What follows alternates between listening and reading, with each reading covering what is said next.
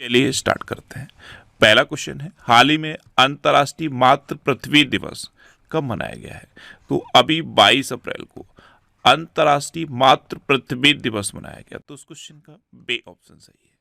अंतर्राष्ट्रीय मातृ पृथ्वी दिवस, इसे वर्ल्ड अर्थ डे भी कहते हैं। वर्ल्ड अर्थ डे ये हर साल 22 अप्रैल को मनाया जाता है। और क्यों मनाया जाता है? तो इस दिन को मनाने के लिए ये मकसद ये है कि पृथ्वी के महत्व को समझना और पर्यावरण को बचाना है, ये इसका मेन मकसद है। और पहली बार इसको मनाने का सुझाव 1969 में यूनेस्को सम्मेलन में शांति कार्यकर्ता जॉन मैककोले ने दिया था। अच्छा, इस बार के वर्ल्ड अर्थ डे की थीम क्या है? इस बार की थीम है प्लेनेट वर्सेस प्लास्टिक। इस थीम का उद्देश्य है सिंगल यूज प्लास्टिक के उपयोग को समाप्त करना और उसके ऑप्शन की तलाश करना। अच्छा, लास्ट ईयर वर्ल्ड अर्थ डे की थीम क्या थी? इन्वेस्ट इन अवर प्लानेट, ये लास्ट ईयर की थीम है। और इस बार यानी कि 2024 की थीम है ये प्लेनेट वर्सेस प्लास्टिक। अच्छा, एक डाउट माइंड में आना चाहिए। यहाँ पे मैंने लिखा है अंतर्राष्ट्रीय मातृ पृथ्वी दिवस और मैं बोल रहा हूँ वर्ल्ड अर्थ डे। तो पहले इसका नाम वर्ल्ड अर्थ डे था, तो आज भी बोलचाल में वर्ल्ड अर्थ डे यानी कि विश्व पृथ्वी दिवस ही कहते हैं। 2009 में संयुक्त राष्ट्र ने इसका नाम बदल के अंतर्राष्ट्रीय मातृ पृथ्वी दिवस कर दिया है, लेकिन अभी भी वर्ल्ड अर्थ डे ही लिखा जाता है और वर्ल्ड अर्थ डे ही बोला जाता है। लेकिन कभी आपसे पूछ लिया जाए कि वर्ल्ड अर्थ डे का नाम बदल के अंतर्राष्ट्रीय मातृ पृथ्वी दिवस कब किया गया, तो 2009 में किया गया। और किसने किया? संयुक्त राष्ट्र ने किया। अब इम्पोर्टेंट डे की बात है तो अभी 1 अप्रैल को उत्कल दिवस मनाया गया, 2 अप्रैल को विश्व ऑटिज्म जागरूकता दिवस मनाया गया, 3 अप्रैल को हिंदी रंगमंच दिवस मनाया गया, 4 अप्रैल को अंतर्राष्ट्रीय खदान जागरूकता दिवस मनाया गया, 5 अप्रैल को राष्ट्रीय समुद्री दिवस मनाया गया, 6 अप्रैल को राष्ट्रीय हस्त निर्मित दिवस मनाया गया, 7 अप्रैल को विश्व स्वास्थ्य दिवस मनाया गया, 9 अप्रैल को सीआरपीएफ का शौर्य दिवस मनाया गया, 10 अप्रैल को विश्व होम्योपैथी दिवस मनाया गया, 11 अप्रैल को राष्ट्रीय सुरक्षित मातृत्व दिवस और विश्व पार्किंसंस दिवस मनाया गया। अच्छा, 12 अप्रैल को मानव अंतरिक्ष उड़ान का अंतर्राष्ट्रीय दिवस मनाया गया। 13 अप्रैल को जलियांवाला बाग नरसंहार दिवस मनाया गया। 14 अप्रैल को विश्व चगास रोग दिवस मनाया गया। 15 अप्रैल को विश्व कला दिवस और हिमाचल दिवस मनाया गया। 16 अप्रैल को विश्व आवास दिवस मनाया गया। 17 अप्रैल को विश्व हीमोफीलिया दिवस मनाया गया। 18 अप्रैल को विश्व विरासत दिवस मनाया गया।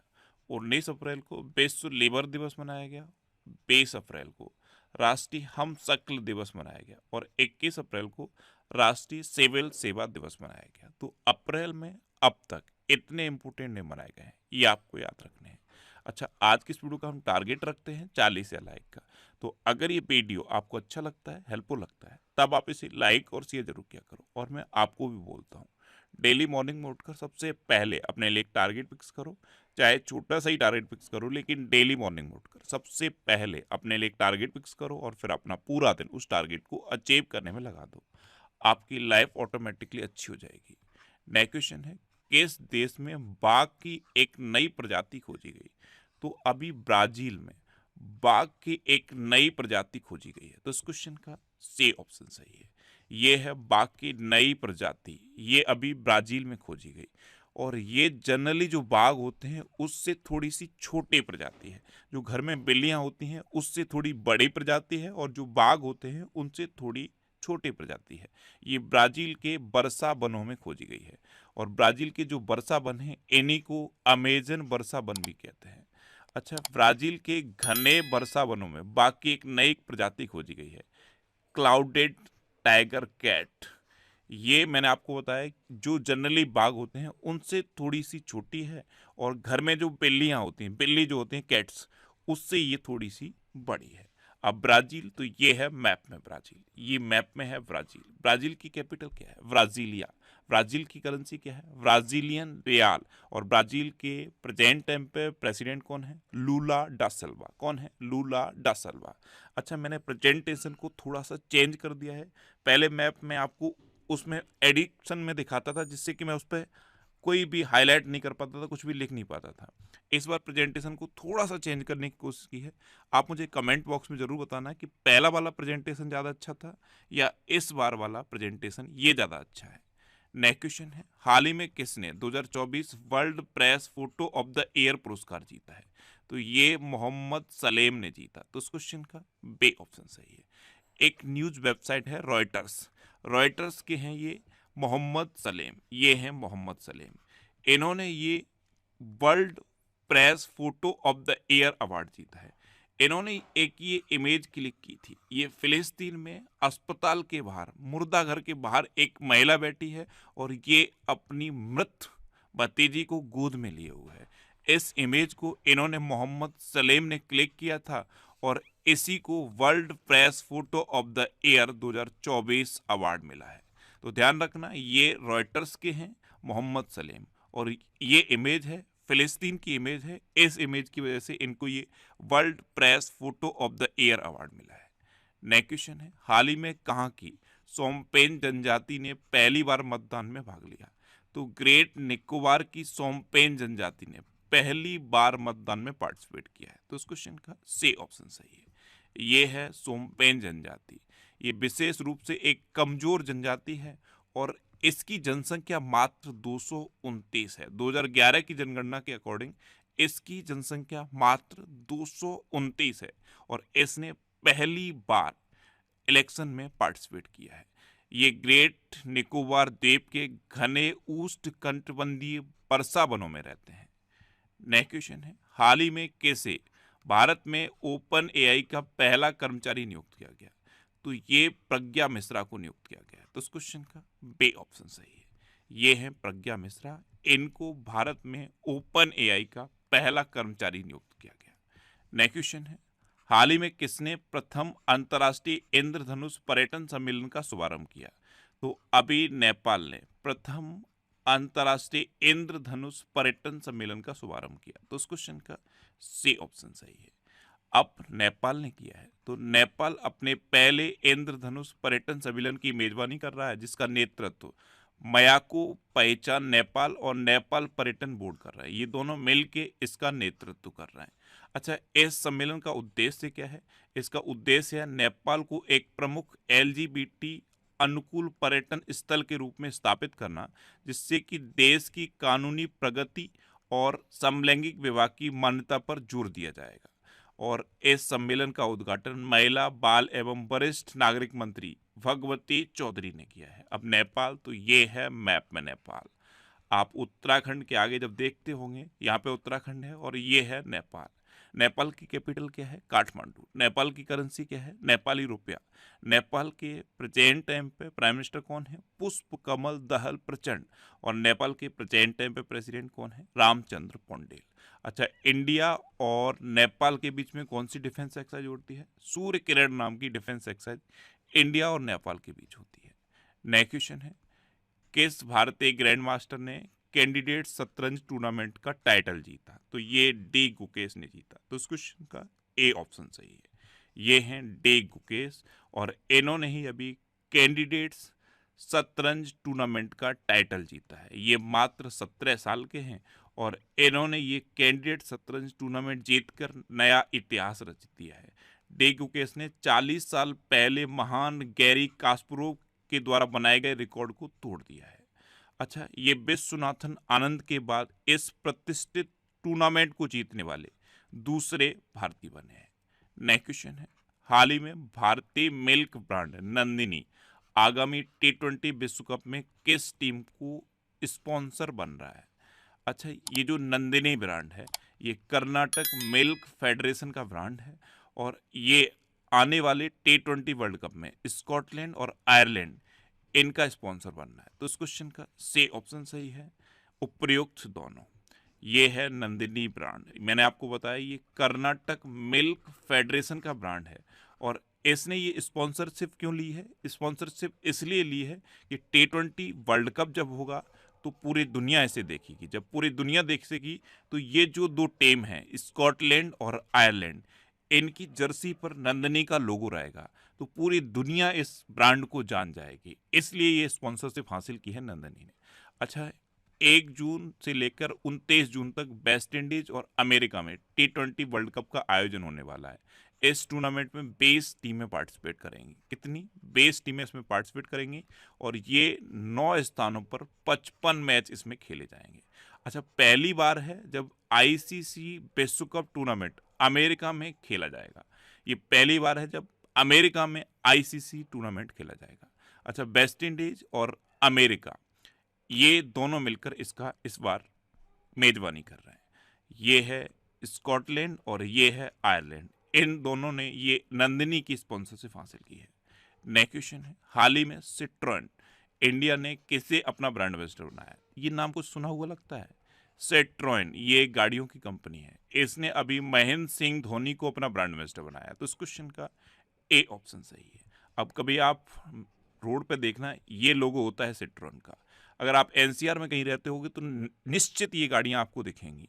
सिट्रोन, इस कंपनी ने अभी महेंद्र सिंह धोनी को अपना ब्रांड एम्बेसडर बना दिया है। अच्छा, इस कंपनी का नाम सुन के कुछ याद आया? ये पहली ऐसी विदेशी कंपनी है जिसने सबसे ज्यादा इलेक्ट्रिक कार भारत से निर्यात की है। ये क्वेश्चन अभी कुछ दिन पहले मैंने आपको बताया था।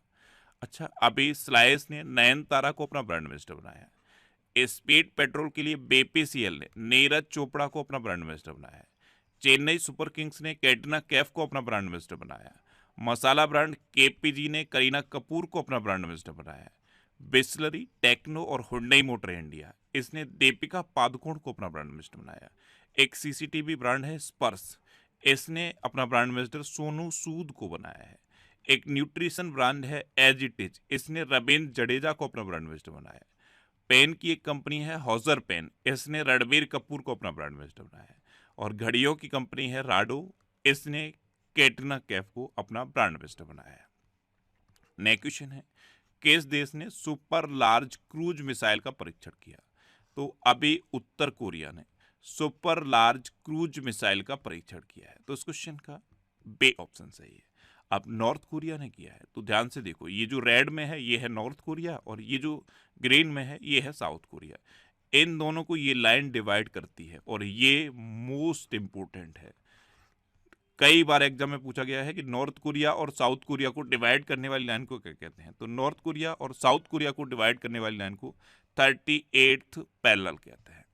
नेक्स्ट क्वेश्चन है, हाल ही में सीडीएस जनरल अनिल चौहान किस देश की आधिकारिक यात्रा पर गए हैं?